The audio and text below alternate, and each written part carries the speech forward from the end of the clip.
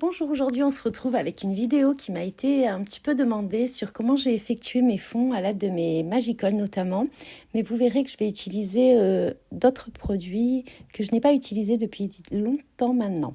Donc tout d'abord, je vais utiliser la matrice #29 de chez All & Create. Alors je les ai pas découpés dans du papier aquarelle pur et dur, visible. J'ai utilisé du papier XL de chez Canson également, mais du papier Mixed Media. J'ai voulu voir un petit peu si la tenue à l'eau était pas mal, vu que c'était un petit peu de patouille et qu'il me restait encore quelques feuilles que je n'avais pas utilisées.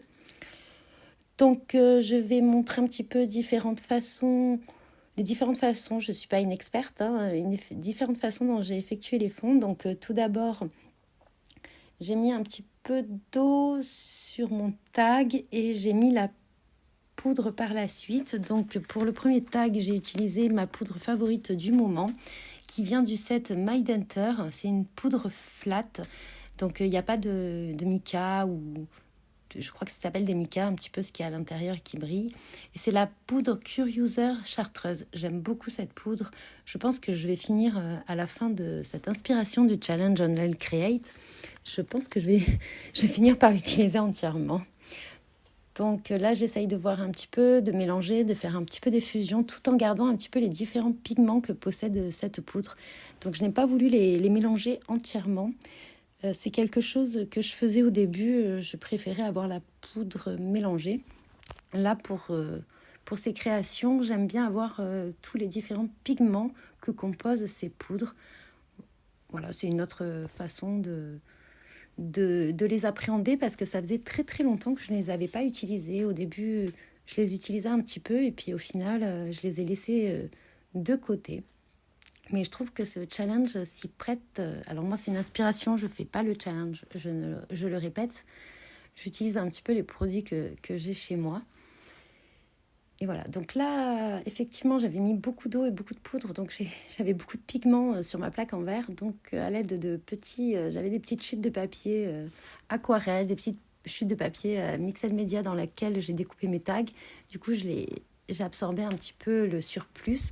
Je les ai utilisés, je vous mettrai les autres tags que j'ai effectués en petit lien cliquable en haut pour voir un petit peu. J'avais tamponné justement sur ces petites chutes de récup des feuillages et je les ai détourés par la suite et je les ai mis sur ton et je trouvais que ça faisait vachement bien. Surtout que ce n'est jamais la même couleur. Là, vous voyez, elle est beaucoup plus mélangée du fait que j'ai mis beaucoup plus d'eau. Donc ça fait pas du tout le même rendu. Donc ensuite, j'ai utilisé une autre matrice de découpe que j'ai achetée. Oui, je les avais achetées au salon Oscré à Nîmes sur le stand de Make4. Il y en avait quelques-unes. Donc c'était le #26. Donc là, pareil, j'avais fait une vidéo il y a quelques temps sur toutes les poudres que je possède. J'en ai pas d'autres depuis. Donc je vous mettrai pareil un petit lien cliquable ou en fin de vidéo, un retour vers mes nuanciers en fait. Donc là, j'ai utilisé les tons de violet. J'ai utilisé le Porot Fitch Purple. J'ai utilisé le Sea Anemone Améthyste. Et j'ai mis un peu de Midnight à l'intérieur. Alors attention au checker quand vous tapotez dessus que l'opercule ne tombe pas. C'est déjà arrivé. Vous avez la poudre sur tout votre projet. C'est un peu dommage. Il y a beaucoup de pertes. Donc faites attention tout de même si vous possédez ce genre de poudre. Donc là, j'ai fait différemment. J'ai mis la poudre et j'ai ensuite aspergé d'eau. Je pense que je préfère ce rendu-là au final. J'en mets un petit peu moins partout. Donc là, c'était un petit peu... en fait, il y avait des petits amas de poudre et du coup, pour les diluer, j'ai rajouté un tout petit peu d'eau. Je n'ai pas encore trouvé un spray parfait pour moi. Je possède le spray de chez Distress, le Ranger, mais je trouve que par moments, il se coince ou alors il fait de trop grosses gouttes, donc il ne me convient pas totalement en fait. Donc là, la plaque en verre, un petit peu d'eau, une chiffonnette et vous nettoyez. C'est vrai que j'ai pris le parti de ne pas mettre de petits absorbants en dessous pour avoir moins de déchets. On a déjà assez de déchets comme ça en scrap, donc c'est vrai que j'essaye d'utiliser des lingettes réutilisables, mais bon. on essaye de faire la petite contribution. Donc là, vous voyez, pareil, j'ai récupéré dans une chute et vous voyez, c'est beaucoup plus dilué et beaucoup plus uniforme, mais pareil, pour faire des petites découpes, c'est parfait. Donc là, j'utilise mon troisième set que je possède 3 sets de dice, donc c'est le hashtag 34 de chez All & Create. Et là, je vais utiliser... Donc là, j'ai essayé de coller pour moins qu'elle gondole avec un petit peu d'eau. J'avais vu ça dans une vidéo, je crois, Annelise qui le faisait, Annelise B. Je me suis inspirée un petit peu de ses astuces.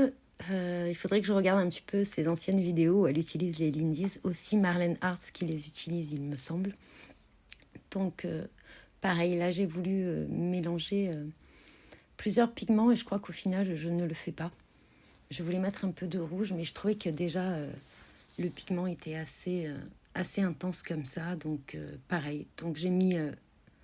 de la poudre et ensuite j'ai mis un petit peu d'eau.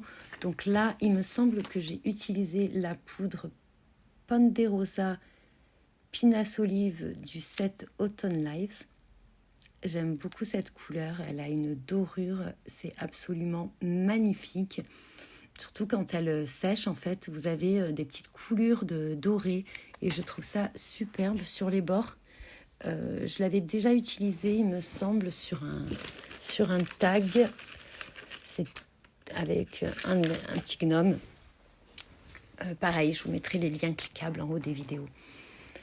Donc là, je sèche. Alors sur tous les tags, j'ai pris le parti d'accélérer le séchage pour vous faire à peu près, je crois qu'il y a 5 ou 6 tags, 5 ou 6 fonds dans la vidéo. Donc ce sera une vidéo en plusieurs parties, hein. Il y a d'abord les fonds, ensuite j'agrémenterai tous ces fonds avec des tamponnages ou autres. C'est vrai que je n'ai pas fait d'embossage à chaud sur cette partie de tag. Je pense que je le ferai dans d'autres tags. Je ferai un petit peu d'embossage à chaud pour faire un petit peu des réserves et voilà, pour faire d'autres techniques.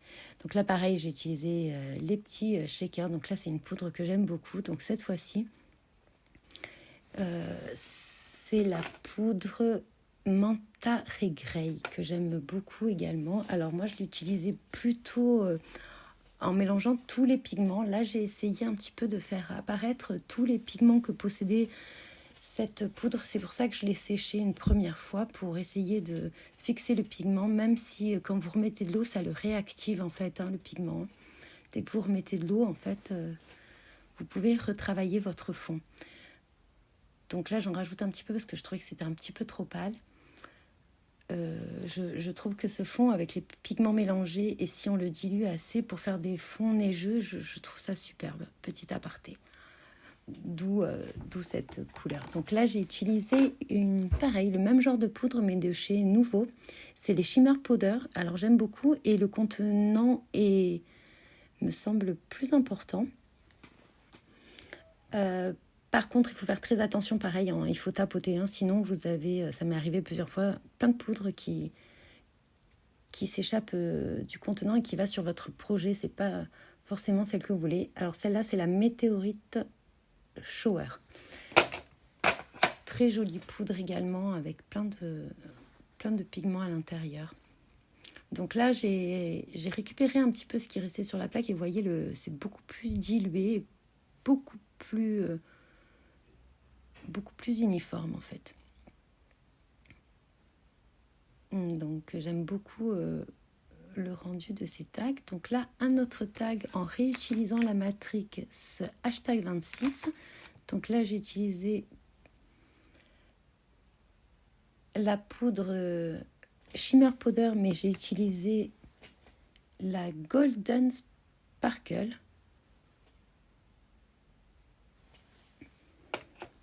Pareil, une poudre... C'est vrai qu'elles sont pratiques avec leur petit embout tout fin.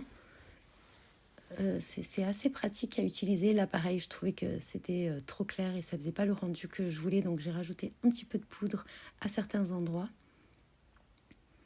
pour faire un petit peu plus de coulure et foncer un petit peu le tag, en fait. Donc je sèche à l'aide du heat gun. Le heat gun que je possède, c'est le Ranger. Il est assez silencieux, j'aime beaucoup ce heat gun. J'avais un heat gun avant qui était vraiment trop bruyant et du coup je l'utilisais même pas. Je faisais plus d'embossage à chaud, plus rien. Et du coup c'est vrai que celui-ci me convient tout à fait. Donc là c'est les 5 fonds que j'ai fait à l'aide des poudres, donc Magical ou les nouveaux. Et ensuite, je vais faire un fond avec des produits que je n'utilisais quasiment plus et que je pensais même à revendre. C'est les sprays. Alors, j'ai très très peu de sprays. Donc, c'est les sprays Distress Oxide. Alors, j'en ai 4 ou 5, me semble-t-il. Donc là, j'ai utilisé un gris, donc je ne me rappelle plus le nom. Je vous le mettrai en barre d'infos parce que je crois qu'on ne le voit pas très bien sur la vidéo. Donc, vous voyez que je n'ai pas du tout l'habitude d'utiliser les sprays. J'ai fait des grosses auréoles. Donc, c'était toujours avec la matrice #26. J'ai découpé pas mal de fonds, en fait, sur le papier Mix Media. Et ensuite, donc j'ai séché une première fois pour essayer de fixer un petit peu la couleur au papier. Alors, comme j'ai plus du tout l'habitude d'utiliser ces sprays, je me souvenais plus trop comment il fixait sur le papier et s'il se réactivait en mettant un autre spray ou si une autre couleur pouvait se superposer et annihiler la couleur de l'autre. Donc j'ai décidé d'utiliser un spray le bleu. Je trouvais que le gris et le bleu allaient très très bien ensemble. Donc bien les secouer par contre. Par contre, je les ai depuis quelques années, ils n'ont pas du tout séché. Ni dans le petit opercule, mais je crois que celui-ci était neuf en fait. Je crois que je ne l'avais jamais utilisé. Vous voyez là, je fais de grosses auréoles, donc pour pallier à ce petit souci, je vais rajouter encore un petit peu d'encre. Du coup, j'ai mis plus de bleu que prévu initialement, mais bon, c'est des fonds aléatoires, donc ce n'est pas très grave, il n'y a jamais d'erreur en fait. On peut toujours rattraper ou faire autrement. Donc là, pareil, je les ai séchés pour arrêter la diffusion de la couleur. J'avoue que la plaque en verre, je m'en passerai pas, surtout pour ce genre de technique. Alors, vous n'aurez pas la vidéo pour finir les fonds tout de suite. La deuxième partie, vous l'aurez dans un deuxième temps parce que j'ai dû faire un projet entre-temps, quelque chose qui n'était pas prévu. Donc, dès que je peux, je vous filme ça, je vous mets la vidéo sur le nouveau projet et je continuerai sur la suite de mes fonds. Donc là, on finit, on récupère également tout le pigment qui me restait. C'est vrai que je l'ai fait un peu essuyer un petit peu avant, j'aurais peut-être pas dû. Donc, vous voyez, ça fait un fond très très clair. Ça n'a fait pas du tout le même rendu. C'est sympa. Les différentes techniques sont assez intéressantes, je pense. Voilà. Donc maintenant, je vais vous laisser avec la vidéo. Je vous dis bon visionnage. Je vous dis bon scrap. Je vous présenterai tout ça. Je vous mettrai les liens cliquables en barre d'infos, en haut des vidéos. Et par la suite, je vous mettrai la deuxième vidéo dès que je l'aurai filmée et